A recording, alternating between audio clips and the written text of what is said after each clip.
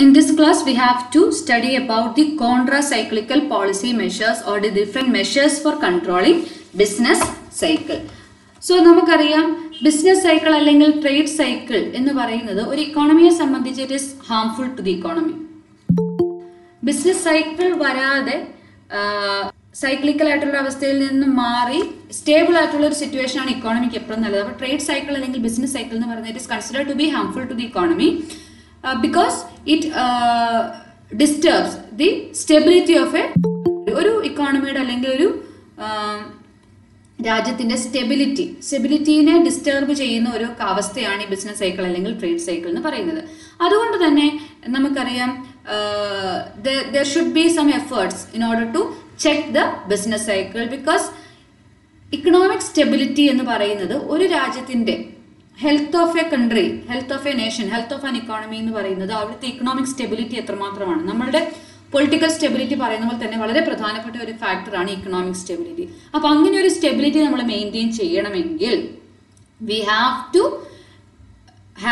To make some check upon the business cycle or trade cycle. അപ്പോൾ business cycle അല്ലെങ്കിൽ trade cycle control ചെയ്ത് നിർത്താൻ വേണ്ടിയിട്ടുള്ള പല മെഷേഴ്സും ഇക്കോണമിയിൽ എടുത്താൽ മാത്രമേ നമുക്ക് ബിസിനസ് സൈക്കിളിനെ control ചെയ്യാനായിട്ട് സാധിക്കുള്ളൂ. So there are different steps that can be taken in order to check business cycle.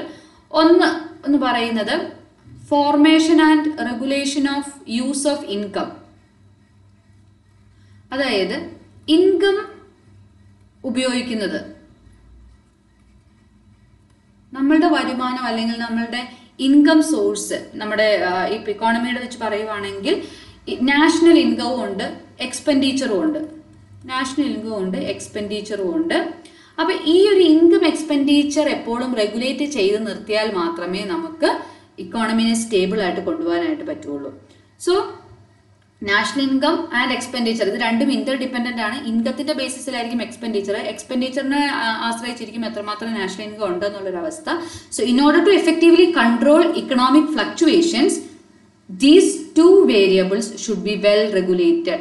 ഇൻകവും എക്സ്പെൻഡിച്ചറും കൃത്യമായിട്ട് റെഗുലേറ്റ് ചെയ്താൽ മാത്രമേ ഇക്കോണമിനെ സ്റ്റേബിൾ ആയിട്ട് നമുക്ക് മുന്നോട്ട് കൊണ്ടുപോകാനായിട്ട് പറ്റുള്ളൂ.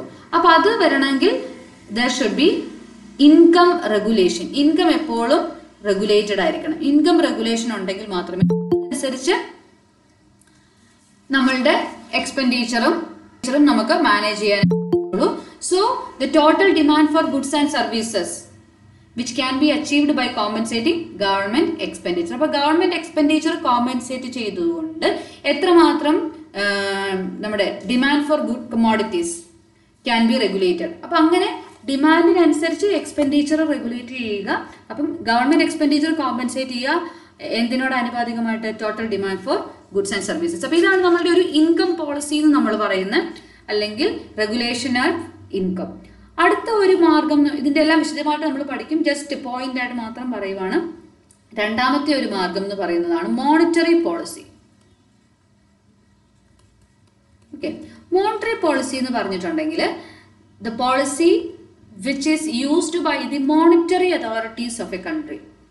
ഓക്കെ, അപ്പം നമുക്കറിയാം മോണിറ്ററി എന്ന് പറഞ്ഞിട്ടുണ്ടെങ്കിൽ മണി റിലേറ്റഡ് ആയിട്ടുള്ള ഫാക്ടേഴ്സിനെ, കമ്പോണൻസിനെയാണ് നമ്മൾ മോണിറ്ററി കമ്പോണന്റ് എന്ന് പറയുന്നത്. അപ്പോൾ ഇക്കോണമിയിലെ മണി സപ്ലൈനെ കൺട്രോൾ ചെയ്യുന്ന പോളിസികൾ, അതിനെയാണ് നമ്മൾ മോണിറ്ററി പോളിസി എന്ന് പറയുന്നത്. ഈ മോണിറ്ററി പോളിസി എന്ന് പറയുന്നത് ഒരു രാജ്യത്തിന്റെ ബാങ്ക്, ഇപ്പം ഇന്ത്യയുടെ ആണെങ്കിൽ RBIയുടെ ഉത്തരവാദിത്വമാണ് മോണിറ്ററി പോളിസി റെഗുലേറ്റ് ചെയ്യുക അല്ലെങ്കിൽ മോണിറ്ററി പോളിസി ഇനീഷ്യേറ്റ് ചെയ്യുക എന്ന് പറയുന്നത്. അപ്പോൾ അവരുടെ പ്രധാനപ്പെട്ട ഉദ്ദേശം എന്ന് പറയുന്നത് തന്നെ മണി സപ്ലൈ കൺട്രോൾ ചെയ്യുക, ഇക്കോണമിയിലുള്ള flow of money in the economy. അതിന് പല മാർഗങ്ങൾ വഴി മണി സപ്ലൈനെ കൺട്രോൾ ചെയ്യുക. അപ്പോൾ ഒരു പരിധിയിൽ കൂടുതൽ പണപ്പെരുപ്പം അല്ലെങ്കിൽ സപ്ലൈ വോളിയം ഓഫ് മണി ഇക്കോണമിയിൽ വരാതെ, എന്നാൽ ഒരു പരിധിയിൽ കൂടുതൽ കുറഞ്ഞു പോകാതെ റെഗുലേറ്റ് ചെയ്ത് നിർത്തുന്ന പോളിസിയാണ് മോണിറ്ററി പോളിസി എന്ന് പറയുന്നത്. അപ്പം മോണിറ്ററി ഫാക്ടേഴ്സ്, അതായത് പണ അല്ലെങ്കിൽ വോളിയം ഓഫ് മണി ഇക്കോണമിയിൽ കൂടുന്ന ഫാക്ടേഴ്സ് ഒരിക്കലും ഡയറക്ട്ലി ബിസിനസ് സൈക്കിളിലോട്ട് നയിക്കില്ല. പക്ഷേ ബിസിനസ് സൈക്കിള് ഉണ്ടായാൽ ദിസ് വിൽ ബി ഇൻക്രീസിങ്. അതായത് ബിസിനസ് സൈക്കിള് ഒരു സൈക്ലിക്കൽ ഫ്ലക്ച്വേഷൻ ഇക്കോണമിയിൽ വരുവാണെങ്കിൽ ഉറപ്പായിട്ട് ഈ മോണിറ്ററി ഫാക്ടേഴ്സ് അതിനെ പെട്ടെന്ന് അഗ്രവേറ്റ് ചെയ്യും, അല്ലെങ്കിൽ അതിനെ പെട്ടെന്ന് എന്താ പറയുന്ന ഒരു ഹാർംഫുൾ ആയിട്ടുള്ള എക്സ്ട്രീം സിറ്റുവേഷനിലോട്ട് പോകാനുള്ള പോസിബിലിറ്റി ഉണ്ട്.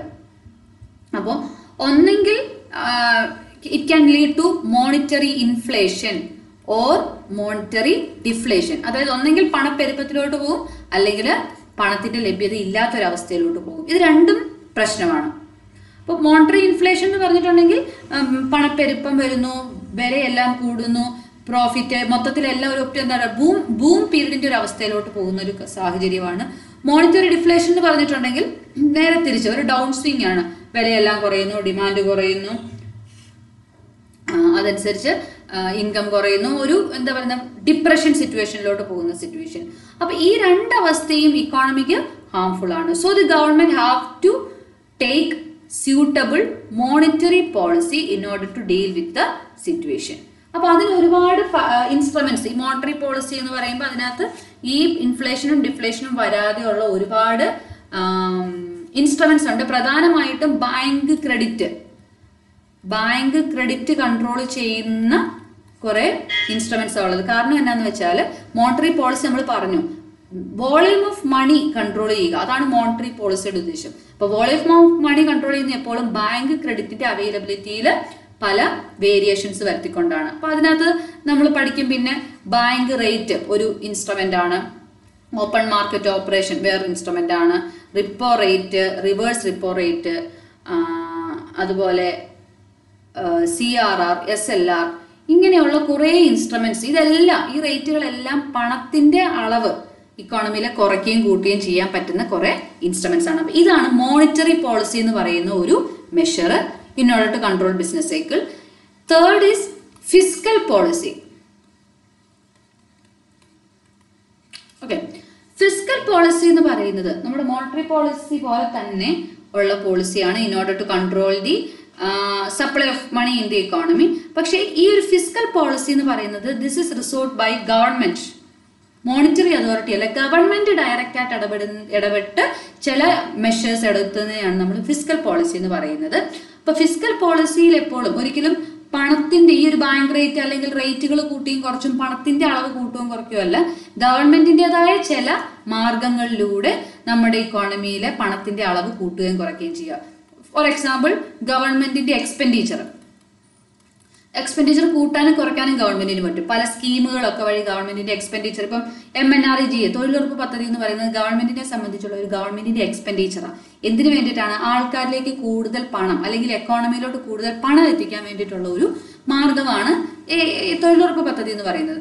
അപ്പൊ ആ ഒരു അങ്ങനെയുള്ള പല പദ്ധതികളുണ്ട്. അപ്പൊ ഇക്കോണമിയിൽ ഇപ്പം നമ്മൾ ഫോർ എക്സാമ്പിൾ ഭയങ്കര ബൂം സിറ്റുവേഷൻ ആണ്, ഭയങ്കരമായിട്ടുള്ള ഒരു പെസിമിസ്റ്റിക് ആയിട്ടുള്ള ഒരു ഔട്ട്ലുക്ക് ആണ് ഇവിടെ ഉള്ളതെന്നുണ്ടെങ്കിൽ, ഒരു ഒപ്റ്റിമിസ്റ്റിക് ആയിട്ടുള്ള ഒരു ഔട്ട്ലുക്ക് ആണ് ഇവിടെ ഉണ്ടെന്നുണ്ടെങ്കിൽ ഗവൺമെന്റ് എന്ത് ചെയ്യും?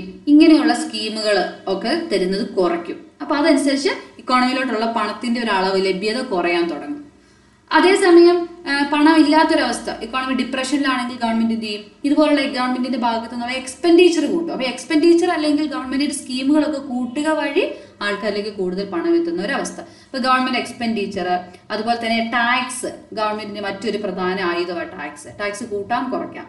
അതനുസരിച്ച് ഇക്കോണമിയിലെ പണത്തിന്റെ അളവ് കൂടും കുറയും. അതുപോലെ ഗവൺമെന്റിന്റെ ഡെപ്റ്റ്, പബ്ലിക് ഡെപ്റ്റ് എന്നൊക്കെ പറഞ്ഞ് ഉള്ള മാർഗങ്ങളാണ് ഫിസ്ക്കൽ പോളിസിയിൽ. അപ്പൊ ഫിസ്ക്കൽ പോളിസിയിലെ പ്രധാന ഇൻസ്ട്രുമെന്റ്സ് ഇതൊക്കെയാണ്: എക്സ്പെൻഡിച്ചർ, ടാക്സേഷൻ, അതുപോലെ ബോറോയിങ് അല്ലെങ്കിൽ പബ്ലിക് ഡെപ്റ്റ് എന്ന് പറയുന്നത്.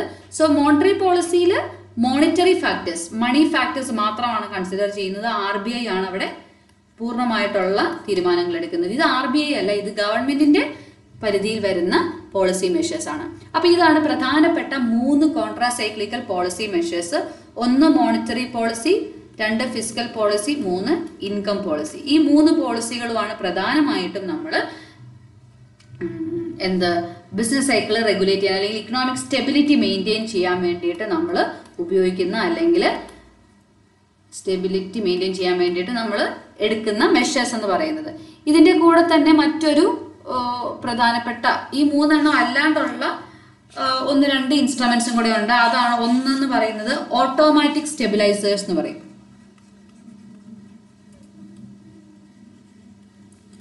Automatic stabilisers. Okay, so automatic stabilisers അല്ലെങ്കിൽ ഇതിനെ നമ്മൾ ബിൽറ്റ് ഇൻ സ്റ്റെബിലൈസർ എന്ന് പറയും.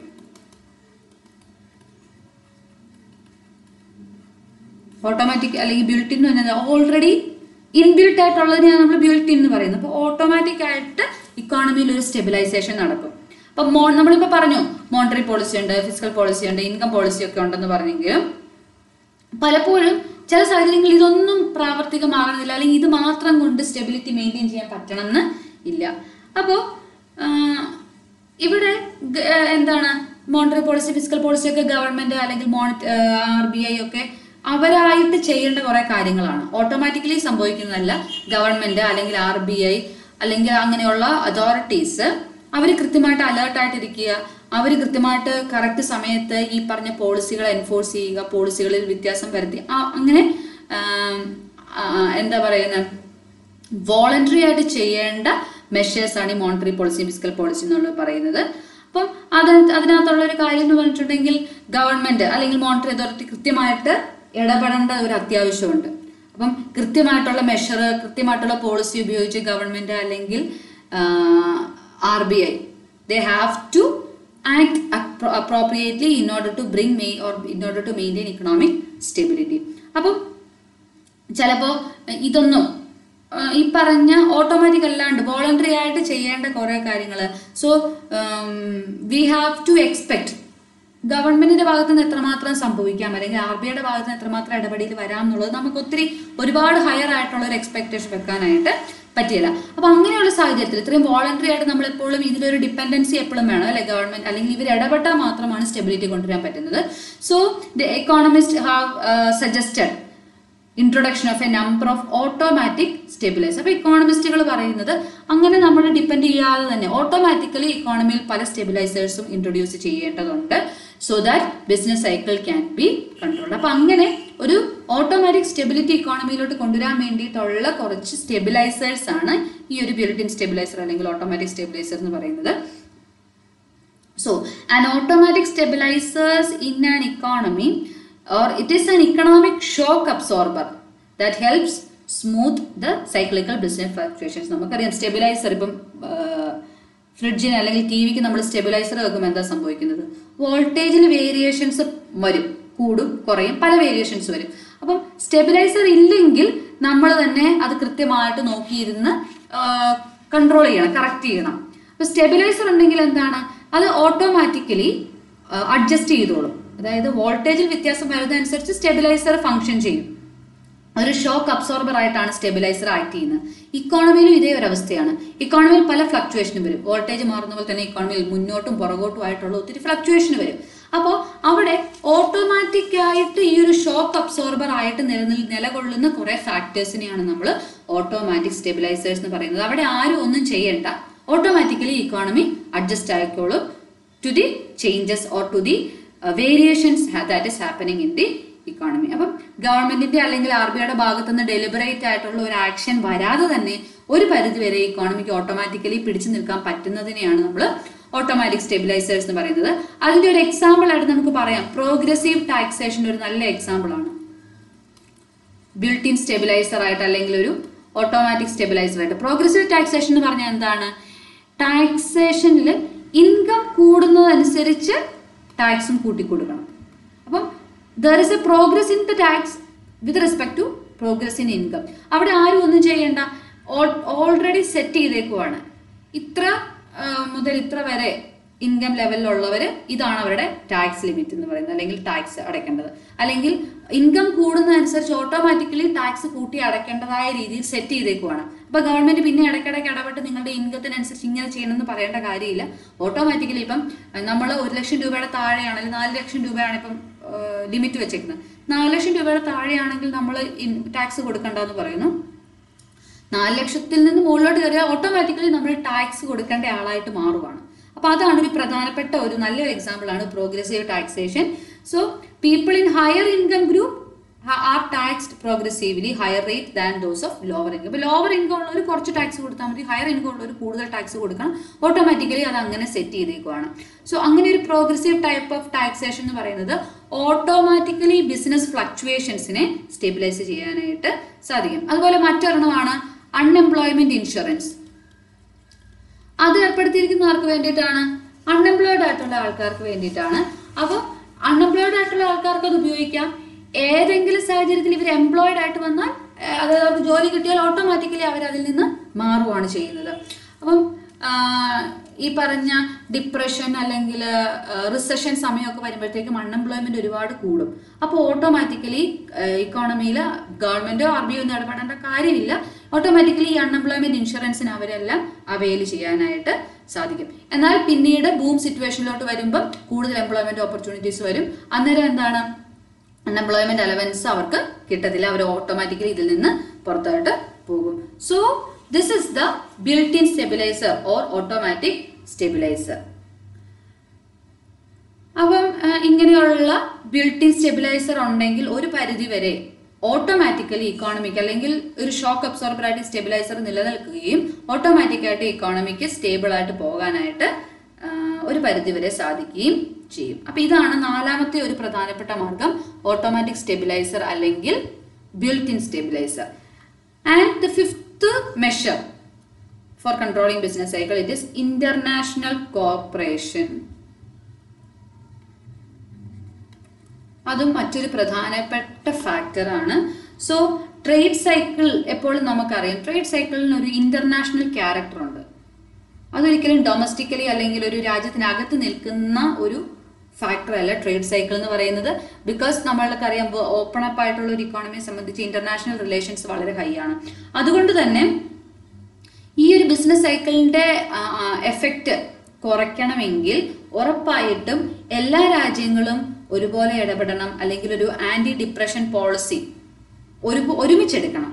So there should be full cooperation among the nations. അപ്പോൾ ഒരു രാജ്യം മാത്രം വിചാരിച്ച പോലെ നമ്മൾ ഡിപ്പെൻഡ് ചെയ്തിരിക്കുന്ന എല്ലാ രാജ്യമായിട്ടുള്ള ഒരുമിച്ചുള്ള ഒരു കോപ്പറേഷൻ വളരെ പ്രധാനപ്പെട്ടതാണ്. അപ്പം പ്രൈസ് സ്റ്റെബിലിറ്റി അല്ലെങ്കിൽ എംപ്ലോയ്മെന്റ് ഓപ്പർച്യൂണിറ്റീസ് ഇങ്ങനെയുള്ള കാര്യങ്ങളെല്ലാം എല്ലാ രാജ്യത്തും ഒരുപോലെ വന്നാൽ മാത്രമേ നമുക്ക് ആ ഒരു കോപ്പറേഷനിൽ പോളിസികൾ ഡിസൈൻ ചെയ്താൽ മാത്രമേ നല്ലൊരു റിസൾട്ട് നമുക്ക് കൊണ്ടുവരാനായിട്ട് പറ്റുള്ളൂ. So all these countries or ഈ പറയുന്ന കണക്റ്റഡ് ആയിട്ടുള്ള രാജ്യങ്ങൾ, they should stabilize the prices of primary goods or they have to maintain high level of employment. അതുപോലെ സ്റ്റെബിലൈസ്ഡ് ആയിട്ടുള്ള ഇന്റർനാഷണൽ ഇൻവെസ്റ്റ്മെന്റ്, അതുപോലെ ഇക്കോണമിയുടെ സ്മൂത്ത് ഫംഗ്ഷനിങ്ങിനെ തടസ്സപ്പെടുത്തുന്ന എല്ലാ ഫോറിൻ എക്സ്ചേഞ്ചുകളും റെസ്ട്രിക്ട് ചെയ്യുക. അപ്പൊ ഇങ്ങനെ എല്ലാവർക്കും പ്രയോജനപ്പെടുന്ന രീതിയിൽ പരസ്പര ധാരണയിൽ ഒരു ഇന്റർനാഷണൽ കോപ്പറേഷൻ വളരെ പ്രധാനപ്പെട്ടതാണ് in order to control the trade cycle. ഒരിക്കലും ഒരു രാജ്യത്തിനകത്തെ മാത്രം പ്രശ്നം കൊണ്ടല്ല ട്രേഡ് സൈക്കിൾ, ബിസിനസ് അല്ലെങ്കിൽ ഡിപ്രഷൻ, ബൂം ഒക്കെ വരുന്നത്. മറിച്ച് എല്ലാ രാജ്യങ്ങളും അങ്ങോട്ടും ഇങ്ങോട്ടും ഡിപ്പെൻഡഡ് ആയിട്ട് നിൽക്കുന്നത് കൊണ്ട് തന്നെ എല്ലാവരുടെയും ഒരുമിച്ചുള്ള ഒരു കോപ്പറേഷൻ ഉണ്ടെങ്കിലേ ബിസിനസ് സൈക്കിൾ കൺട്രോൾ ചെയ്യാനും ഇക്കണോമിക് സ്റ്റെബിലിറ്റി മെയിൻറ്റെയിൻ ചെയ്യാനും സാധിക്കുള്ളൂ. So these are the major factors or major measures four controlling business cycle. So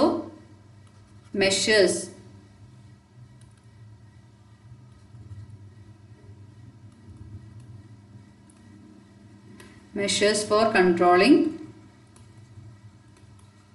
business cycle.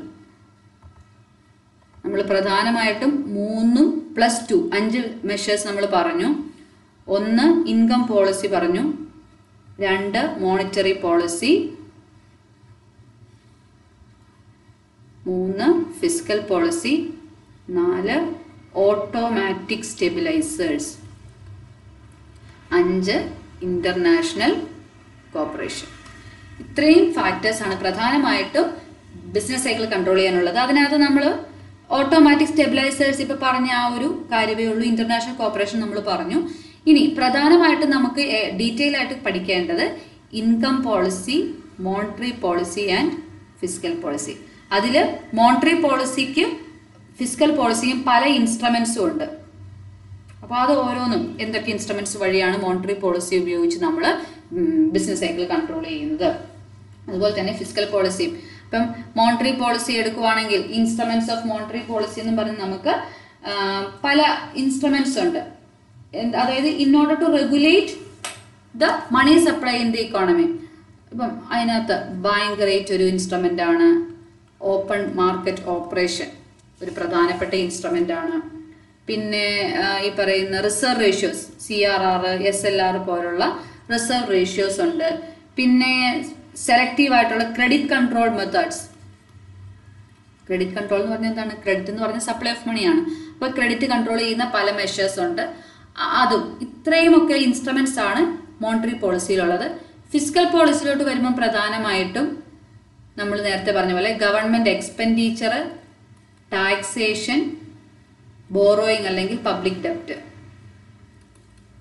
ഈ മൂന്നെണ്ണമാണ് ഫിസിക്കൽ പോളിസിയിലുള്ള ഇൻസ്ട്രുമെന്റ്സ്. അപ്പൊ ഇത് നമുക്ക് ഡീറ്റെയിൽ ആയിട്ട് പഠിക്കണം. ഓരോ ഫിസിക്കൽ പോളിസിയുടെയും മോണിറ്ററി പോളിസിയുടെയും ഇൻസ്ട്രുമെന്റ്സും എങ്ങനെയാണ് ഈ പറഞ്ഞ ഇൻസ്ട്രുമെന്റ്സ് ഉപയോഗിച്ച് നമ്മൾ ബിസിനസ് സൈക്കിള് കൺട്രോൾ ചെയ്യുന്നത് എന്നുള്ളതും നമുക്ക് പഠിക്കേണ്ടതുണ്ട്. പിന്നെ ഉള്ളത് ഇൻകം പോളിസിയാണ്. ഇൻകം പോളിസിയിൽ പ്രത്യേകിച്ച് ഇൻസ്ട്രുമെന്റ്സ് ഒന്നുമില്ല.